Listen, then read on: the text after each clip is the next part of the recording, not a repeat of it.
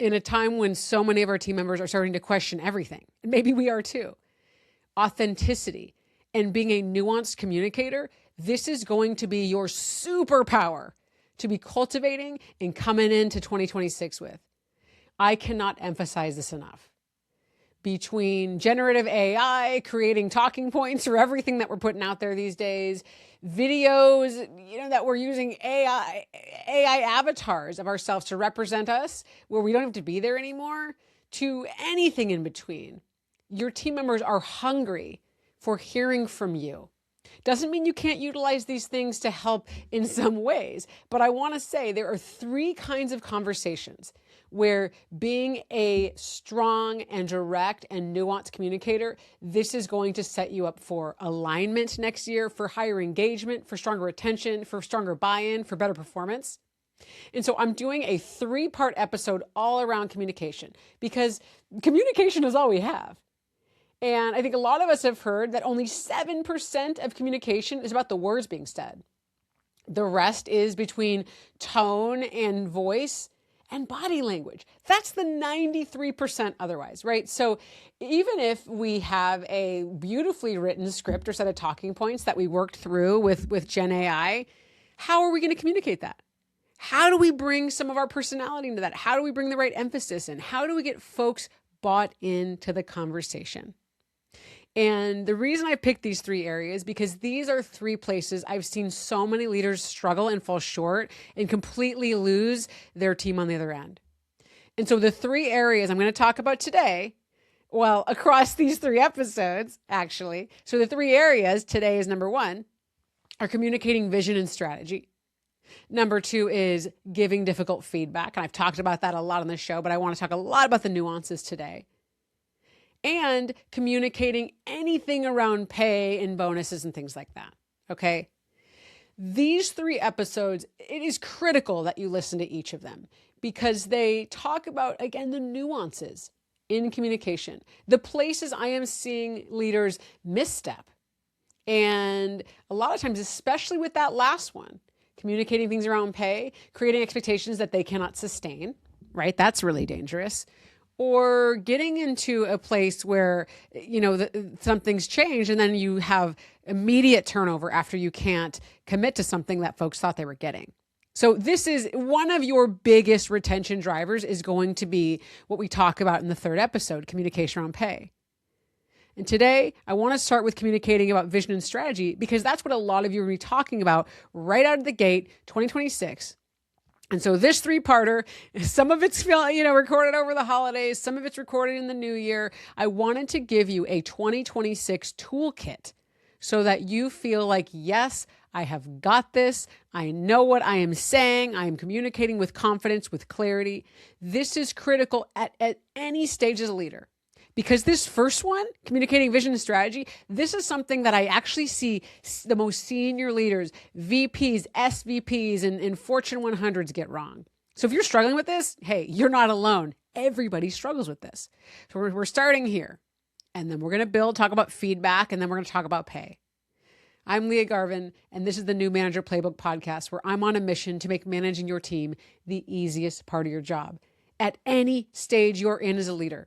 This is not about new managers. This is about new tools, a new way of thinking about challenges, because we are all being asked in this moment today to step up and look at the world in a very new way, especially when it comes to the workplace. Everything is changing. Everything is new.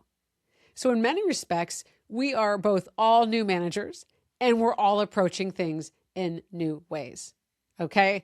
So again, when you're like communication, I think I got this okay.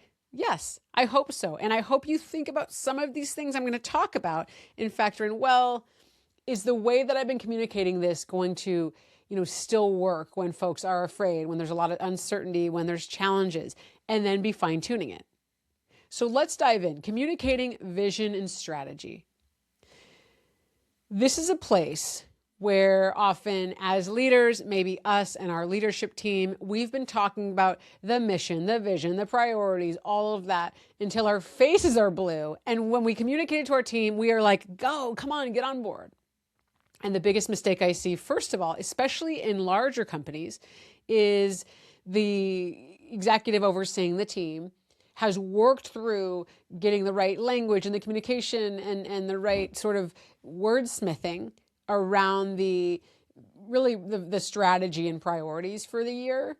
And then they communicate it in one email or one town hall, and they expect the team members to fully absorb it and walk away and be like, yes, I'm on board. Now, obviously hearing something one time is not enough. But I think what we forget as leaders, we are so sick of hearing about it and talking about it and thinking about it because we have been talking about it probably since like August, right? The year before, that we forget what is it? How many times folks have to hear this same message to really internalize it?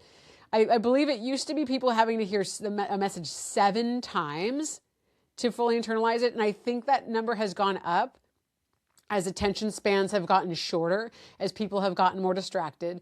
And right now, when our nervous systems are all on high alert, it's especially more times than that because people aren't even internalizing messages, right? They're not sinking in. We're thinking about all sorts of other things. So when we communicate something once through an email or through one town hall, and we expect people to just fall in lockstep, we're missing the fact that we might have talked about 100 times, and our team members at least need, at the very minimum, to hear that 6 different times in 6 different ways. It's not enough to talk about it once. Now, where do I see this breakdown? So working as a chief of staff at Microsoft, I was working with our VP to design the communication around the strategy, to spell everything out, to do that wordsmithing. And after we'd have a big town hall, what I would hear over and over and over is at every rung in the ladder down the chain, right? From, it was at VP, so from maybe senior director to director to head of to manager to whatever, it was a game of telephone. Something was being lost. And the lower down the chain you got, the more disconnected and unclear around the vision and priorities your team members are. The further you go, the more they don't see how their role fits into the picture. They're not seeing how their day-to-day job, how does it relate to this, how they're being measured, where it fits in. It gets lost over and over and over. And the reason that's happening is because we haven't taken the time to get every level of managers down the chain on board. And that was literally my primary job as a chief of staff, not just sitting at that executive level, but going then to those senior directors, then to the directors, then to the heads of, then to the middle managers, and saying, hey, how are we translating and cascading this down the organization? And what I found was, especially at that manager level or manager of managers, the connection between the broader vision and priorities and strategy and what our team was doing at the ground level, it felt pretty far removed. And folks needed more support on making that translation and connecting those dots. And now doing consulting work, a lot of the time that I spend with teams is in building in those communication moments. And how are we doing that? And how are we translating this and bringing this to life? Because the dot connecting, that's going to be your team's biggest motivator. And again, it's because people can't just hear it once. Now, the next mistake I hear around vision and mission strategies is that the leader, the kind of figurehead, so maybe that's you listening, maybe it's your manager or someone in your leadership chain, they're the only one communicating it. And the leadership chain, and definitely as you go down the rungs of the ladder and the leadership levels, nobody else is talking about it. We're all relying on the one message, the one way that person communicated. Even if that senior leader communicates it 7 different times, we're only hearing from them. So again, we're not really getting that full dot connecting, and you're not empowering and deputizing your leadership chain and your managers and your, middle managers, everyone down the chain to really own that strategy.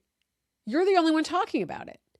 And so that's a huge miss around really calling your leaders forward to understand it and internalize it and do that dot connecting and communicating it down the chain again.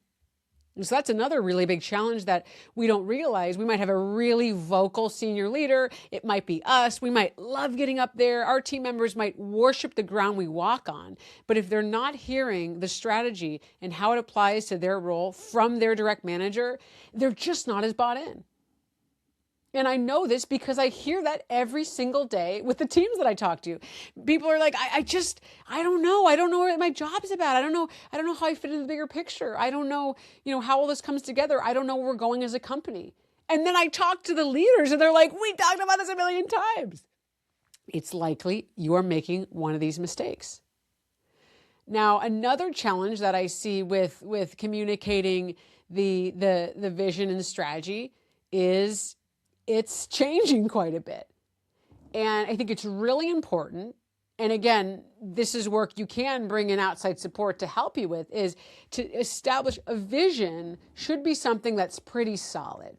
So if the vision is something that's shifting when there's different competitive forces or different, tides in the economy or things, then that's not really the vision, right? Simon Sinek has the infamous start with why. The why is like bigger than the service you offer, the product that you sell. The why is like what you believe at your core. It's a lot more connected to values. And so if you're feeling like, well, we're changing this all the time, it's a real opportunity to go back and set your vision at the right level of altitude, explain it to the team, get them on board, get them understanding that, really seeing where they fit into that, bring that emotional investment in, and then be moving into strategy and priorities, which those things, strategy should be a little bit more solid, but priorities, those can shift. And talking about that, talking about the climate that you're in, talking about the knowns and the unknowns. And I think when we get ahead of that conversation, right, it's not that our teams are saying, oh, priorities change all the time. We might say there is a lot changing. There's a lot of unknowns. Here are the priorities we're starting with. We're going to revisit them at XYZ increments. And we're going to be looking at this and that. And bring your teams in a little bit under the hood without making it feel like there's no plan. Right? You really do you should have a plan, right? But it's not, you're getting ahead of naming that there will be change, that you'll be refining it. And that starts to quiet some of that conversation around there being a lot of thrash. Because as a leader, it's so freaking obvious to us, like, yeah, the whole world is changing day to day. How would we think that nothing would change? Our team members, they don't always understand that piece, and they can be frustrated and they can be scared and they're worried about the future of their role and their projects and their livelihood. And talking to people about this really openly and candidly, I talk a lot on the show about, the ways around communicating about change and uncertainty and how we don't want to downplay and we don't want to commiserate. We want to talk about, hey, this is the knowns and the unknowns, and here's what I'm thinking about. It's the same way we talk about priorities. So I think especially going into a year like 2026, if stuff is uncertain, it's creating that shell. What is your vision what is your bigger why? What are you doing here? Why do you exist? The mission, what are you here to do, and who do you serve? And then the priorities, discussing what's more firm and what's a little bit kind of taking shape, and talking about what is your process for evaluating that, and what is your process for firming those things up, and how are you going to be communicating decisions and collecting inputs. That's something that's really important to bring in the conversation.